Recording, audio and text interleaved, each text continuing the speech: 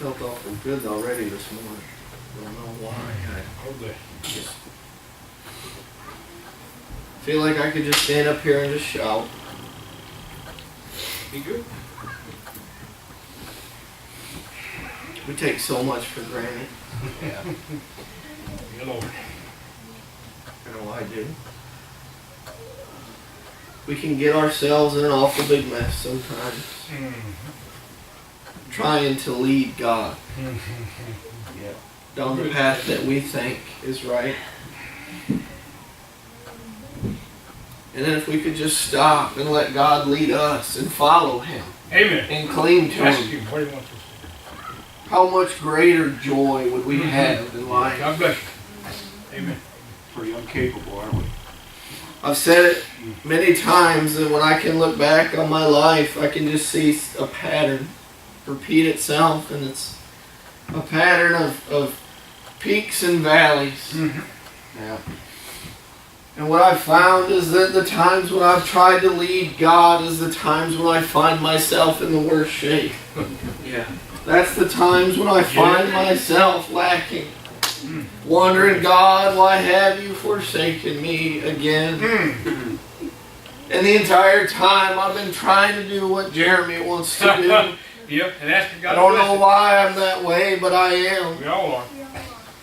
And sometimes, like this morning, when I feel like I could just stand up and shout praise, and those are the times when I feel like I'm at least trying to follow God's will and not impose my own.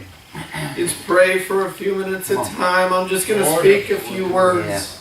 Let these brothers come. But you know, I feel like, you know, on the day of Pentecost, when the Spirit come down upon those men gathered there for the first time, they felt that fire, that wind come over them. They felt that Spirit consume them. Yeah.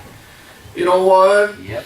And it's just like the world today. They, out of control. those standing watching them that hadn't tasted of it, they mocked them.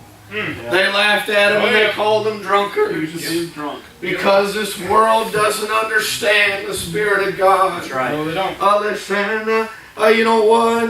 That warmth you start to feel. Listen, when the Spirit comes and it leaves chill bumps all over me. Listen, and the hair begins to stand up on the back of my neck. People, I'm telling you this morning that the Spirit is real. Yes, Listen, and you know why I believe in it? Because I've experienced it. Brother Bob, listen, you know what? A long time ago, when Moses, he went up on a mountain top there, listen, to speak with God. Listen, you know what? God told him, you better turn your eyes away. He couldn't even behold him. And you know what? Moses was a friend of God. You think about that. Oh, people, listen, you know what? When he spoke to him, he was only in his presence for a few minutes there. But when he come down, the children, listen there, couldn't even look at him because he was glowing. He'd been glorified just by standing in the very presence of God. Oh, people, how many times have you heard it read when Jesus said, where as many or two or three are gathered, there I will be also. You know what? Some of the best meetings I've ever had have been in my car alone. You know what? I wasn't alone though.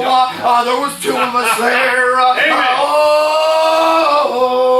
Aren't you glad that that's the way it is? Listen, every man and woman that's been born again has a Spirit dwelling within them, and it is the Spirit of God. People, you know what? Listen, when I was a young man, so full of pride, so full of vitriol. Listen, I was a child of the world because I was born in the world. But Mom and Dad and Mama and Papa had planted a foundation. Listen, a foundation that, you know what, I remember when I ran away. I was thinking about this morning, Papa. I ran away for a few months there. I don't even remember being gone. The things that I'd done, and you know what, I'm probably thankful that I don't remember a lot of what I'd done. But come Sunday morning, when I would wake up in a stranger's home, not knowing where I was, and I was hungover, I would remember that foundation, and my mind would drift to, no doubt Mom and Dad is getting ready for church. Think about that. Listen, that foundation that they built their home upon, that's what led me back to my Father's house. Jesus is that foundation, isn't it? Yeah. My love and kindness. Those seeds that they had planted, and they sprouted up. No matter how I tried to bury them, I remembered a praying Mom and Dad and a praying Mama and Papa. And I was so consumed by darkness. I had surrounded myself with it. You know what? The more consumed by darkness you get, the harder it is to see the light. God is only as far away from you as you've pushed Him. And you know, I was surrounded by that darkness that I had brought upon myself, Dad. And you know, that little story that I read just a few years ago about those miners down in Chile. 30 miners trapped underground for months when the mine collapsed around them. And you know what? I remember reading that story and it ate me up. Reading about that old man. He was the oldest one down there, up in his 70s. Now listen, and you know what? When his miners there, his buddies, no doubt his friends that he had worked with, they would start to cry, being trapped in that darkness. Listen, and he would begin to quote him scriptures from his mind, listen, from his memory to comfort them.